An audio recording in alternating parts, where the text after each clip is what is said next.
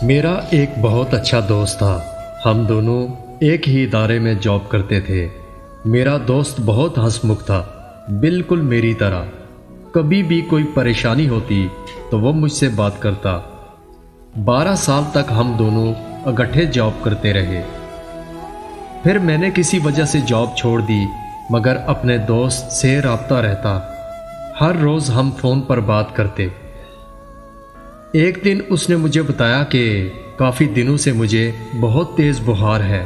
میں اپنے ہاسپٹل گیا، وہاں میرے ٹیسٹ ہوئے تو کینسر نکل آیا، مگر وہ بالکل بھی پریشان نہیں تھا، پہلے کی طرح ہنس کر بات کر رہا تھا۔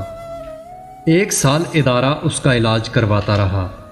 کانٹریکٹ جاب ہونے کے باوجود محکمے نے بہت تعاون کیا تھا۔ ایک دفعہ وہ ہاسپٹل چیک کروانے آیا تو میں اسے اپنے گھر لے آیا۔ رات کو میرے پاس رہا۔ وہ مجھے کہنے لگا کہ ڈاکٹر کہتے ہیں 30 لاکھ اور جمع کرواؤ۔ میں نے کہا کہ تم اپنے ادارے میں بات کرو، مگر وہ کہنے لگا نہیں یار، اب نہیں بتاتا ادارے کو، کیونکہ 1 سال سے وہ میرا علاج کروا رہے ہیں اور میری جاب بھی کانٹریکٹ جاب ہے۔ اب اگر میں نے بتایا تو وہ مجھے جاب سے نکال دیں گے۔ میرے ادارے کی مہربانی ہے کہ وہ میری سیلری بھیج دیتے ہیں، جس سے میری بیوی بچوں کا نظام چل رہا ہے۔ اگر میں نے اور فنڈ کی بات کی تو مجھے جاب سے نکال دیں گے، پھر یہ سیلری بھی نہیں ملے گی، اور میں نہیں چاہتا کہ میرے بیوی بچے میری وجہ سے پریشانی دیکھیں۔ اس کی ہر بات میں بس بیوی بچوں کا خیال تھا۔ وہ ان کی پریشانی میں اپنی تکلیف بھول جاتا تھا۔ ایسے ہی سلسلہ چلتا رہا۔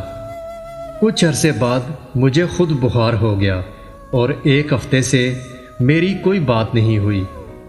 مجھے بہت تیز بخار تھا۔ بخار کی وجہ سے رات کو نیند نہیں آتی تھی۔ میں مسلسل 3 دن سے رات کو خواب دیکھتا کہ میرا دوست فوت ہو گیا ہے۔ آج رات کو میں ڈرپ لگوا کر واپس گھر آیا تو رات کے 10:30 بج رہے تھے۔ میں نے سوچا صبح دوست کو کال کروں گا، ابھی سو گیا ہوگا۔ صبح نماز پڑھنے کے بعد موبائل اٹھایا کہ دوست کو کال کروں۔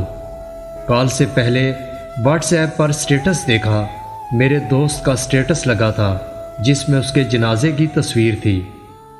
میں نے روتی آنکھوں اور کانپتے ہاتھوں سے کال کی۔ آگے سے اس کے بھائی نے کال اٹھائی اور کہنے لگے کہ 3 دن پہلے آپ کے دوست فوت ہو گئے تھے۔ میں سکتے کے عالم میں تھا اور یہی سوچ رہا تھا کہ ایک باپ کیسے اتنی تکلیف برداشت کر سکتا ہے۔ میری بہنوں، جب آپ کا شوہر سو رہا ہو تو اس کے چہرے کو غور سے دیکھو، اس کے ہاتھوں کو غور سے دیکھو۔ اس کا آپ سے کوئی خونی رشتہ نہیں ہوتا، مگر وہ پھر بھی آپ سے محبت کرتا ہے۔ ان ہاتھوں سے وہ اپنی بیوی بچوں کے لیے روزی کا انتظام کرتا ہے اور اپنے دکھ تکلیف سب سے چھپاتا پھرتا ہے۔ سب دوستوں سے گزارش ہے کہ میرے دوست کے لیے دعا کریں۔